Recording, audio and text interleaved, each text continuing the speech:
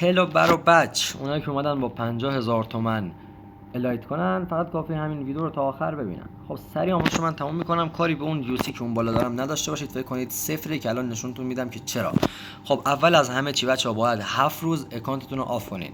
یعنی شما 7 روز نباید روی اکانتتون اصلا به هیچ وجه آنلاین یا پلی بدین تا این گزینه جایزه واسهتون فعال بشه.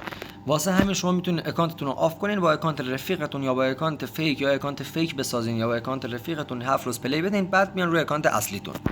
شما میتونین هر سری این کارو انجام بدین، فقط این بار هم نه، هر سیزن هر سری میتونین این کارو انجام بدین و با 50,000 تومان الایت کنین. خب وقتی شما 7 روز اکانتتون رو آف کردین و بعد آنلاین شدین، این گزینه براتون فعال میشه. وقتی خب اینجا ما با الان 60 یوسی رو واریز کنیم که این گزینه که بتونیم مثلا ببینیم الان اینجا بتونیم یوسی رایگان بگیریم. از این نوشته 60 یوسی ما الان نداریم دیگه. ببین 218 یوسی اون بالا میبینین. من دیگه ویدیو رو هم قطع نمی‌کنم تا آخر ویدیو که شما ببینین که یوسی من همین ثانیه واریز کردم که اینا واسم فعال شده. صبر کن تا یوسی ببین برام همین الان اومد 278 شد. همین الان 60 یوسی واسم اومد. وقتی 60 یوسی واسم میاد دوستان اول از همه چی وارد قسمت همین یوسی میشیم. این برامون فعال میشه. ببین 60 نگاه نوشته 60 یوسی تخفیف میخوره واسه الایت. این از این اینجا 60 تا تخفیف میخوریم. بعد میایم توی قسمت پروچرز گیفت. وقتی 60 تا وارد میکنیم 60 تا هم خود چیز بهمون میده، پابجی بهمون میده. این 120 تا 60 تا هم که زدیم 126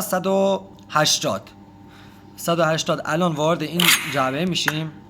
اینجا دوستان ببینید اینجا از 45 یوسی تا 1200 یوسی به شما یوسی شانسی میده که 99% اوقات از 120 یوسی بهتون میده تا به بالا، که حتی بچه‌ها تا 900 یوسی حتی 1100 یوسی هم گرفتن دیگه. خودتون شانستونه. ببین همین الان این از 120 یوسی همین الان 120 یوسی به من داد.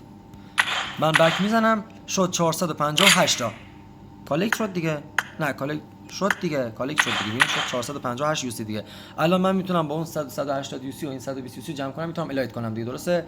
خب دیگه فقط کافیه همین کارهایی که بهتون گفتم انجام بدین تا بتونین با 50,000 تومان الایت کنین.